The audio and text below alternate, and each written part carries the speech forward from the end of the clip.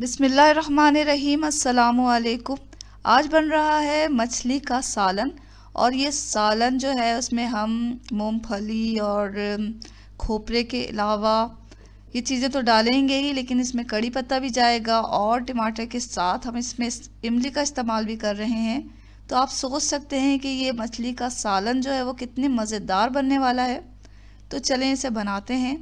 सबसे पहले हमें ज़ीरा लेना है 1.5 टेबल स्पून, साबुत धनिया 1.5 टेबल स्पून ले लें, और खोपरा जो है यहाँ हमने 1.5 टेबल स्पून ले लिया है, और राई दाना इसमें जाएगा या सरसों के बीज इसमें जाएंगे 1 टेबल स्पून।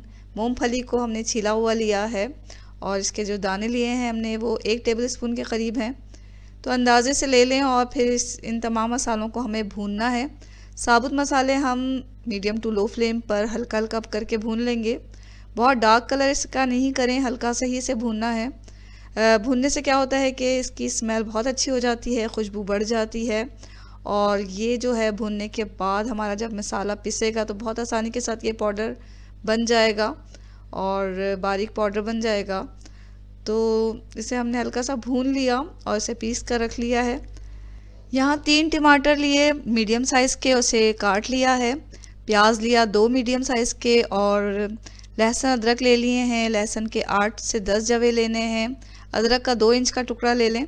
इन तमाम मसालों को पीसना है, लेकिन पीसने से पहले हम क्या करेंगे कि 4 टेबल स्पून के करीब तेल डालेंगे एक फ्राइंग पैन में, और प्याज को हल्का सा हमें तल लेना है। तली हुई प्याज को हम टमाटर और लहसुन अदरक के साथ पीसेंगे। तो बहुत ज़्यादा डार्क कलर में इसे नहीं तलना, हल्का सा ही इसे तलना है। तलने के बाद इसे तेल से अच्छी तरह निकाल लें और फिर टमाटर लहसुन अदरक के साथ इसे पीस कर बारीक पेस्ट बना लें। पैन में जो बचा हुआ तेल है उसी में हम मुट्ठी भर कड़ी पत्ते डालकर थोड़े से उसे कड़कड़ा लेंगे। और अब हमने जो मसाला पीसा है प्याज टमाटर लहसुन अदरक के साथ, तो उस मसाले को हम इसमें डाल देंगे और अब हमें इसे भूनना है मसाले के साथ।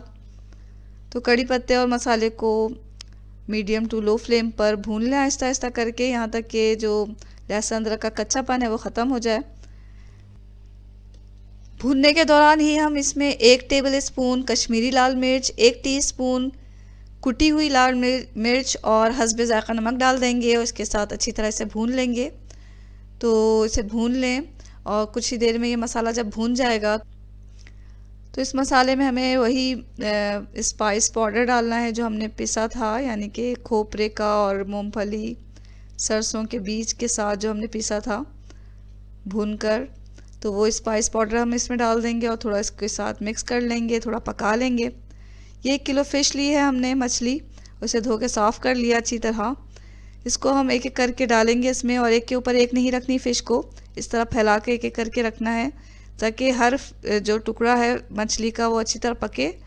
तो इसे हम थोड़ी देर के लिए पका लेंगे। यहाँ फ़िश का पानी निकला तो हम इसे मीडियम टू लो फ्लेम पे पका रहे हैं ढककर 10 मिनट तक। 10 मिनट एक साइड से हम इसे पका लेंगे मुसलसल। 10 मिनट इसे पकाना है बग़ैर चमचा चलाए हुए। और 10 मिनट के बाद यहाँ हमने फ़िश को जो है तमाम फ़िश को जो है पलट दिया है, और दूसरी तरफ से हमें इसे पकाना है 5 मिनट। फ़िश बहुत जल्दी गल जाती है तो एहतियात के साथ इसे पलटें। और अब जो है सालन में जो है हमें चमचा चलाते हुए बहुत एहतियात करना है। तो ये हम 5 मिनट इसे मीडियम फ्लेम पर पका लेंगे। 5 मिनट के बाद फ़िश हमारी दोनों तरफ से अच्छी तरह पक चुकी है और पानी भी इसका देखें कम हो गया है। तो अब इसे चलाने की ज़रूरत पड़े तो बहुत ही एहतियात के साथ चलाएं क्योंकि फ़िश टूट सकती है। यहाँ हमने 100 ग्राम इमली को आधे कप पानी में भिगो लिया। थोड़ी देर के बाद इमली को मसल के इसके बीज फेंक दें और इसका जो गूदा है वो इसमें हम डाल देंगे। इमली का गूदा डालने के बाद कुछ देर से पका लें एहतियात से। चमचा चलाएं या आप ऐसा कर सकते हैं कि कढ़ाई को हैंडल से उठा के हल्का सा हिला लें।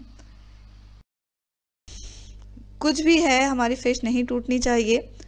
तो यहाँ हमने फ्लेम को बिल्कुल लो कर दिया है क्योंकि थोड़ा हमने इसे पका लिया था इमली डालने के बाद।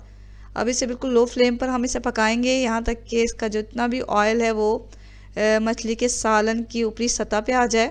कुछ देर से बिल्कुल लो फ्लेम पर पका लें। हम कुछ हरी मिर्चें ले लेंगे और हरा धनिया बारीक काट लेंगे और आखिर में जो है हमें इसे डालकर बस ये हमारी फ़िश तैयार हो चुकी है, मछली का सालन। अब इसे आप गरम गरम पेश करें और ये जो है बहुत ही मज़ेदार बनता है, बिल्कुल डिफरेंट स्टाइल में ये बनता है और बहुत ही मज़ेदार लगता है। तो ये आप ज़रूर ट्राई करें, आपको बहुत ही पसंद आएगा ये। और ये रेसिपी इंशाल्लाह आपको बहुत पसंद आई होगी, तो इसे लाइक ज़रूर कर दें। इस चैनल में अगर आप नए हैं तो इस चैनल को सब्सक्राइब किए बगैर हरगिज़ ना जाएं। दुआओं में हमेशा याद रखें। इसके साथ ही अल्लाह हाफ़िज़।